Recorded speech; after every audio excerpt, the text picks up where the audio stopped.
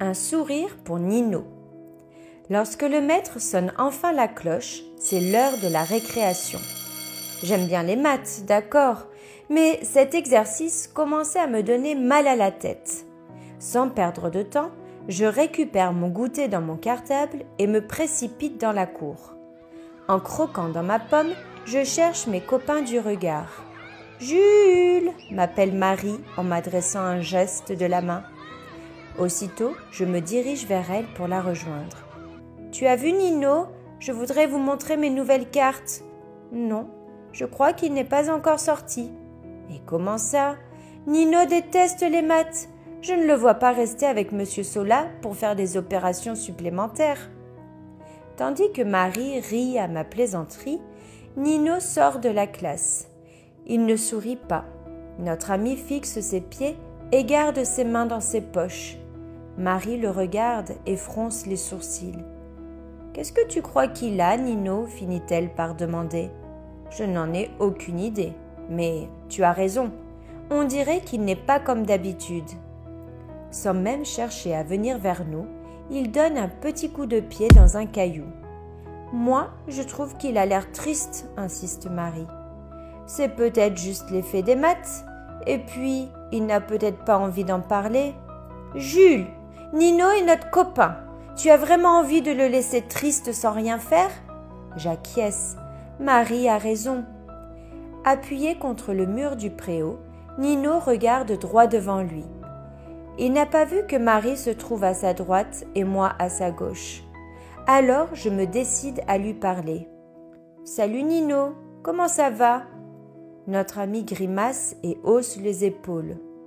« Je suppose que ça veut dire bof » traduit Marie. « Ouais, effectivement. » Soudain, j'ai une idée qui va certainement tout résoudre. « Tu veux un morceau de mon goûter ?» Il secoue la tête. Raté. Marie me jette un coup d'œil et se lance. « Jules et moi, on a bien vu que tu avais l'air triste. Tu es notre copain et on n'aime pas te voir comme ça. » Nino soupire et nous regarde enfin.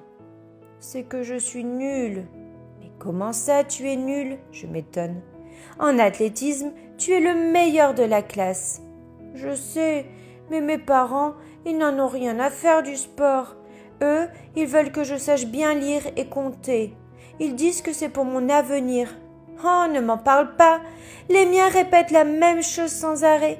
C'est à se demander si c'est une bonne chose de grandir. » Ma remarque fait sourire mon copain quelques secondes, mais il retrouve vite son air triste.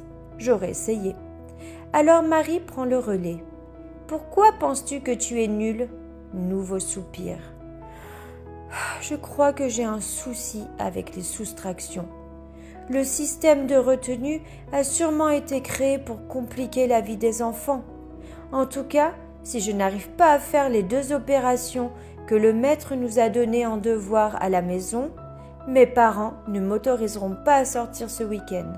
Et la promenade d'Harry, ce sera sans moi les copains. » Cette fois, la tristesse de mon copain me contamine aussi. Ça me fait de la peine de le voir comme ça. C'est un peu comme si j'étais triste aussi. Et puis, je sais très bien que mes parents pensent comme ceux de Nino. Tant que mes devoirs ne sont pas faits correctement, je n'ai pas le droit de sortir ou de regarder la télé. Jouer à la console, n'en parlons pas. Marie nous regarde, les poings sur les hanches. « Les garçons, à chaque problème, sa solution. »« Qu'est-ce que tu proposes ?» demande Nino. « Je suis nulle et il n'y a rien à faire contre ça. Arrête un peu. Personne n'est nul. » Elle a raison, Nino. Je dirais juste que tu n'as pas compris et que tu as besoin que quelqu'un te réexplique. « Et tout ça avant ce soir ?» demande Nino. « Les garçons, » nous gronde Marie. « Pourquoi croyez-vous que nous allons à l'école ?» Elle n'a pas tort. En une seconde, Marie se tourne et part en courant en direction du maître qui surveille les élèves depuis un coin de la cour. « Maître, maître !» Que se passe-t-il, les enfants ? « Voilà, c'est pour Nino.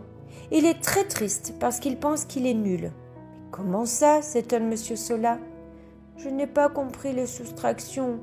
Mes parents vont être déçus s'ils s'aperçoivent que je ne sais pas calculer. » Ah, je vois, dit le maître en se grattant la tête. Dans ce cas-là, j'ai une solution à te proposer. Nino ouvre de grands yeux. Vous allez profiter de votre récréation comme tous les enfants. Au retour en classe, je te réexpliquerai jusqu'à ce que tu comprennes. Notre maître nous adresse un clin d'œil rassurant. Nino a retrouvé le sourire. Finalement, je veux bien un morceau de ton goûter. Marie, Nino et moi rions de bon cœur. Merci les copains, vous êtes les meilleurs amis du monde. On a bien fait de ne pas le laisser tout seul. Parfois, juste écouter et aider, ça peut tout changer.